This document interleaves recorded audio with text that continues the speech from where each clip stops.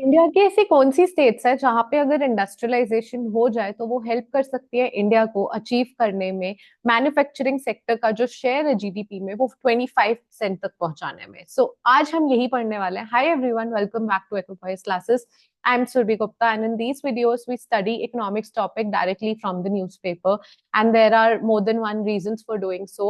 The most important one is to understand how to basically read a newspaper, because that is a major confusion amongst every youth, that from where to start, what to read, how to read. So I think all these problems will be solved in this series, and I hope that you're following this series. If you're new, then I'll probably link here and there the link of the playlist. You can go and check. There have been a lot of economics topic from the newspaper that we read directly daily at 11 a.m. Monday to Friday. So yes, everyone, I'll quickly share today's topic so that you all understand what I'm saying. And today's topic is India's 25% manufacturing target could prove elusive. So, what are we talking today? We are basically studying, or I'll just give you a crux to the story, to the entire article, so that you understand what are we going to understand today. The basic and the firm thing is that, when India got independence during 1947 to 1950s, we can say that basically agriculture, industries, service sector was not service but trade sector back then, and every sector was in stagnant, poor condition, not performing well, and all that thing. But gradually, with green revolution and during 1950 to 80s, agriculture started popping up, and also services starting going up, even though 1980 to 1990 was a period when services sector were hit and taken aback, because of which we had to come up with economic reforms of 1991. And since 1991, service sector has grown and agriculture sector has declined. But सब कुछ बात कर ले, अगर agriculture sector और service sector की ही main बात होती है कि पहले एग्रीकल्चर सेक्टर ऊपर था, सर्विस सेक्टर नीचे था, फिर एग्रीकल्चर सेक्टर नीचे आया, सर्विस सेक्टर ऊपर गया. What about the middleman? What about the manufacturing sector, when the growth should have been agriculture, manufacturing, service? Okay, the jump should have been there from agri to manufacturing to service, but the jump directly in India was agri to service, and manufacturing was stagnant. So how can manufacturing is not even seen 20% share in GDP, or adding value of 25% to GDP, but how can we achieve a target of 25%?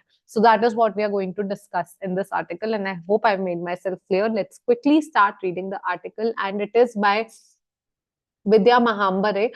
And sorry for pardon for my voice. I'm experiencing cold, because of which you can, my voice is not normal.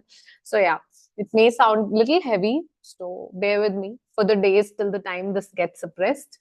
Yeah. Let's start reading the article. So basically, the secret sauce of economics is arithmetic, said American economist Larry Summers in 2022. The context was how excess money in an economy, if not complemented with an increase in production, results in higher inflation. So if there's excess money in the economy, if you don't want it to result in the inflation, it should be backed by increase in production. If not, it will lead to high inflation. Inspired by his simple yet profound statement, this article outlines how India's target of raising the share of manufacturing in GDP to 25% requires it to expand rapidly in at least two states, UP and West Bengal. Why only UP and West Bengal? Why not other states? We'll discuss that. And this is a very interesting article, guys. So stay tuned till the end of this video, because towards the end, I'm definitely very sure you're going to take back something very critical with you. Okay. So without it, absolute terms, manufacturing will grow, but expanding the relative importance of the sector will become ever more difficult. So what are they saying कि without it, मतलब UP और waste Bengal के बिना भी manufacturing sector grow हो सकता है, लेकिन अगर वो वाली ग्रोथ होगी तो उस ग्रोथ में एब्सोल्यूट नंबर्स में तो मैन्युफैक्चरिंग सेक्टर ग्रो होगा, but relative to the other sectors जो उसका परफॉर्मेंस है वो ग्रो करना बहुत डिफिकल्ट हो जाएगा. ठीक है. So in 1950s, manufacturing was about 10% of India's economy. Since 2010, it has averaged about 17.7%. Make in India आया था मैन्युफैक्चरिंग को बूस्ट करने के लिए इन 2014, तब 17.3% था मैन्युफैक्चरिंग का शेयर. एंड इतने सालों में the share of agriculture has declined while services sector rose. मैंने कहा ना एग्रीकल्चर यहाँ था, सर्विसेज यहाँ था, सर्विसेज ग्रो करने लगा, एग्रीकल्चर का डिक्लाइन हुआ, बट बीच का तो वहीं पे वहीं रह गया, अगर यहाँ था तो यहीं रह गया। ठीक है, the share of manufacturing has never reached even 20%, right? So the reasons for this are well documented. What are the reasons कि मैन्युफैक्चरिंग का शेयर कभी 20% भी नहीं पहुंचा? ये कॉमन पॉइंट्स हैं, सो कोई भी एग्जाम के लिए आप प्रिपेयर कर रहे हो, आप ये पॉइंट्स लिख सकते हो। ठीक है, सबसे पहला पॉइंट है difficulties in obtaining multiplicity of required licences. यू मैन्युफैक्चरिंग नहीं ग्रो कर रहा क्योंकि लाइसेंस नहीं मिलते, डिले होता है इन रिक्वायरमेंट्स, जैसे लैंड मिलने में डिले होता है, बहुत सारे रेगुलेशंस है, लेबर रेगुलेशंस है। ठीक है, and make taking labour costly हो जाती है उस वजह से, रेगुलेशंस की वजह से। एंड इंसेंटिवाइज करना formation of small rather than large integrated firms, and deficiencies है फिजिकल इंफ्रास्ट्रक्चर में, गवर्नेंस लेवल जो है स्टेट की उसमें डेफिशिएंसीज हैं। Because of all these things manufacturing sector में लोग सोचते हैं यार फिर मैन्युफैक्चरिंग यूनिट से बेटर मैं कोई सर्विस सेक्टर या देश के बाहर ही ना चला जाऊं, क्योंकि ईज नहीं है basically, ease of setting up a manufacturing unit lacks in India, right? So considering the top 4 states that contribute to Indian manufacturing अगर 17.7% पे भी रही है, ठीक है, 2010 से एवरेज करी है, तो ये 17.7 कम है। पहले तो ये 20% भी नहीं पहुंचा, जब हमारा एम है 25% पहुंचाना। बट यहाँ पहुंचाने में भी 4 स्टेट्स का मेजर रोल है। कौन सी वो टॉप 4 स्टेट्स हैं? वो टॉप 4 स्टेट्स है गुजरात, महाराष्ट्र, तमिलनाडु एंड कर्नाटका। ये 4 स्टेट्स हैं जहां पे मैन्युफैक्चरिंग होती है, जो यहाँ तक लाई है। बट हम उन 4 स्टेट्स का इंडिविजुअल रोल देखते हैं, क्योंकि इन चारों स्टेट्स में भी ऐसा नहीं है कि ये 4 स्टेट टॉप है, पर इनमें भी विद इन दी स्टेट्स अपने अपना शेयर जो है वो डिक्लाइन हुआ है लेटली, राइट? उसकी बात कर लेते हैं। इन 2004-5 Maharashtra, Gujarat, Tamil Nadu and Karnataka contributed 48% of India's factory output. In 2021 to 22, the latest year for which the relevant data is available, हम अभी 2024 में है, बट डेटा इसी के लिए अवेलेबल है, तो हम इसी की बात कर सकते हैं। दे वर स्टिल टॉप 4, टॉप 4 अभी भी है वो चारों, 20 साल पहले भी थे, आज भी है। ठीक है, लेकिन क्या हुआ है, इनका कंट्रीब्यूशन सेम नहीं है अभी भी। टॉप 4 हो पर डिक्लाइन हुआ है कंट्रीब्यूशन। ठीक है, पहले 48% कर रहे थे, जितना कर रहे थे आज भी टॉप पर ही कर रहे हो, बाकी स्टेट्स के कंपैरिजन में ज्यादा ही कर रहे हो, बट जो पहले कर रहे थे उस हिसाब से डिक्लाइन हुआ है शेयर, राइट? सो ये बात कर लेते हैं। While Maharashtra's contribution to manufacturing sector fell over this period, that of other 3 states increased, especially Gujarat. Gujarat का इंक्रीज हुआ है, सॉरी, सो पार्डन मी, महाराष्ट्र का शेयर डिक्लाइन हुआ है, गुजरात का सबसे ज्यादा इंक्रीज हुआ है, कर्नाटका तमिलनाडु का भी इंक्रीज हुआ है, बट अगर सबसे ज्यादा इंक्रीज की बात करें तो आपका गुजरात का हुआ है। ठीक है, the next 3 states were also ranked in the same in 2004 as in 2021, UP, West Bengal and Haryana. अब अगर मैं बात करूं महाराष्ट्र, गुजरात, तमिलनाडु, कर्नाटका के बाद, तो बात आती है यूपी की, वेस्ट बंगाल की और हरियाणा की, जो अगली 3 स्टेट्स हैं। इन 4 स्टेट्स के बाद तो ये 4 स्टेट टॉप पर है। इन चारों स्टेट्स ने 48% कंट्रीब्यूट करा। इन चारों स्टेट्स के बाद जो नेक्स्ट 3 स्टेट्स आती हैं वो है यूपी, वेस्ट बंगाल एंड हरियाणा। ये भी 3 स्टेट टॉप कंट्रीब्यूटर थी, like 5th 6th 7th rank पर थी, मैन्युफैक्चरिंग में कंट्रीब्यूट करी थी 20 साल पहले और आज। ठीक है, इनकी रैंक भी वही है। Their combined share in sector fell, इनका शेयर था 17.7%, अब है 16% सर। ठीक है, इनका कंबाइंड शेयर डिक्लाइन हुआ। तो now consider the share of manufacturing in the state economy. In all the 4 states that contributed the most to the sector, which is Gujarat, Maharashtra, Tamil Nadu, and Karnataka, the share of factory output in their respective economies reduced between 2004 to 2022. The largest fall was in Maharashtra. Maharashtra में सबसे ज़्यादा decline हुआ है, while it was marginal in Karnataka and Tamil Nadu. Except Gujarat, in all 3 states, manufacturing now contributes less than 25% of the state GDP. So state GDP में manufacturing sector less than 25% contribute करता है, सिर्फ गुजरात में नहीं करता, गुजरात में ज्यादा करता है, बाकी में कम करता है। ठीक है, सबसे ज्यादा शेयर फेल हुआ है महाराष्ट्र का। In Karnataka and Maharashtra the sector contributes about 15% and 17% respectively. In short, though our better industrialized states continue to account for about half of the country's manufacturing, the sector's relative contribution to their state economies fell. यानी अभी भी देश में मिला के तो चारों states अच्छा कंट्रीब्यूट कर रही है, बट अपनी खुद की स्टेट इकोनॉमी में जो परफॉर्मेंस थी उनकी मैन्युफैक्चरिंग की, वो डिक्लाइन हुई है। ठीक है, इसका की रीजन क्या है? इसका सबसे बड़ा रीजन ये है, आप समझो, जैसे जैसे ये स्टेट्स है ना, ये स्टेट्स में लिटरेसी ज्यादा है, ये स्टेट्स में फैसिलिटीज ज्यादा है, जैसे जैसे इनकम राइज हो रही है कर्नाटका में, तमिलनाडु में, गुजरात में, महाराष्ट्र में, इनकम राइज हो रही है, लोगों का स्टैंडर्ड ऑफ लिविंग बेटर हो रहा है, इनकम राइज हो रही है, लोग हायर एजुकेशन ऑप्ट कर रहे हैं। अब कोई भी जो हायर एजुकेशन, कोई भी जो आईआईटी में सपोजिटली कोई पढ़ लिया है, उसके बाद आईआईएम अहमदाबाद से पढ़ के निकला है, सो वो आईआईएम अहमदाबाद वाला पढ़ा हुआ ये नहीं बोलेगा कि मुझे फैक्ट्री में जाना है और फैक्ट्री वर्कर बनना है। वो बोलेगा मुझे हाई पेड जॉब चाहिए, मुझे well paid job, proper office में जाके काम करना है। सो ये सबसे बड़ा रीजन है कि मैन्युफैक्चरिंग में लोग नहीं आ रहे हैं, क्योंकि इनकम इंक्रीज हो रही है। इनकम इंक्रीज से कंजम्पशन पैटर्न चेंज हो रहे हैं और शिफ्ट हो रहे हैं टूवर्ड सर्विसेज। मैन्युफैक्चरिंग जिस भी आप चीज की सेटअप करोगे वो तो आप इम्पोर्ट भी कर सकते हो, बट जब आपकी रिक्वायरमेंट बढ़ती है, जब आपका इनकम बढ़ता है, तो आपका सर्विसेज के लिए आप मे बी जिम जाना चाहते हो, जब आपकी इनकम बढ़ रही है, ठीक है, आप सैलून जाना चाहते हो, आप ग्रूमिंग चाहते हो, आप टूरिज्म चाहते हो, आप रेस्टोरेंट चाहते हो, आप हेल्थ केयर चाहते हो, आप ट्रांसपोर्टेशन चाहते हो, ये सारी चीजें आप इम्पोर्ट नहीं कर सकते। वेराज जो मैन्युफैक्चरिंग यूनिट आप जिस भी प्रोडक्ट की सेटअप कर रहे हो वो आप इंपोर्ट कर सकते हो। So you will prefer shifting towards services as opposed to shifting towards manufacturing. As demand for services increases, the local production of services must also rise, since these cannot be imported, unlike manufacturing goods. So the share of services in the economy inevitably rises. The share will rise as the income will rise of the states.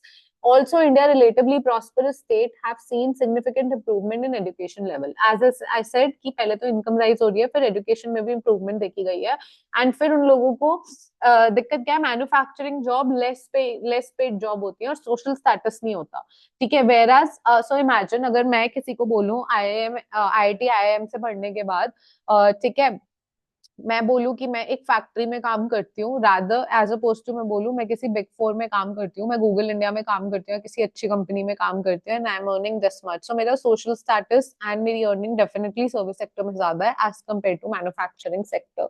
Okay, so the country's young aspire to work in offices. Even driving a cab is preferred, which lets one earn more than one would earn in factory while retaining the flexibility of work of hours. So manufacturing में ना flexibility है working hours की, ना पैसे हैं उतने, ना status है.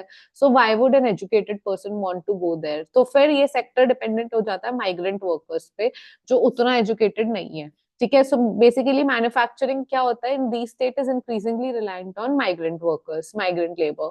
These trends that favor the demand and supply of services mean that even if manufacturing in Gujarat, Maharashtra, Tamil Nadu, and Karnataka continues to expand, its share in their state GDP is unlikely to increase. ये सब हमें पता चल रहा है कि even though manufacturing in states में increase हो रही है, but उसका share state GDP में increase नहीं होगा. For India's share of manufacturing to reach 25% of GDP, we need the sector to expand rapidly in other states. So ये चार states में तो नहीं हो रहा, तो अब इन चारों के बाद नेक्स्ट नंबर किसका था, यूपी, हरियाणा और वेस्ट बंगाल. तो अगर इन चारों में नहीं हो रहा, इन चारों का कंबाइंड शेयर हो सकता है अच्छा है, लेकिन इनका अपना स्टेट में कंट्रीब्यूट नहीं कर रहा और ग्रोथ नहीं हो रही, क्योंकि हमने देखा सर्विस सेक्टर ग्रो हो रहा है, एजुकेशन ग्रो हो रहा है, इनकम ग्रो हो रही है, इस वजह से फर्दर ग्रोथ हमें नहीं दिख रही. तो बेटर है हम बाकी स्टेट्स में मूव करें, जो है UP, West Bengal and Haryana. Yet even in UP and Haryana, the share of manufacturing in their state has not risen. Can these three states together with Odisha combined and Bihar, 40% of India's population जो constitute करती हैं, क्या वो success replicate कर सकती है top 4 की? यानी हम बात कर रहे हैं कि जो आपका वेस्ट बंगाल है, ठीक है, तो आपका West Bengal plus Haryana plus UP combined with Bihar and Orissa, ये मिला के 40% पॉपुलेशन मिला रहे हैं, तो क्या ये टॉप 4 को रेप्लिकेट कर सकते हैं? They can attract local labour worker from nearby states. However, private businesses will build factories in these states only if they are assured of good and stable governance, easily obtainable licenses in land, and also quality of physical infrastructure apart from safety.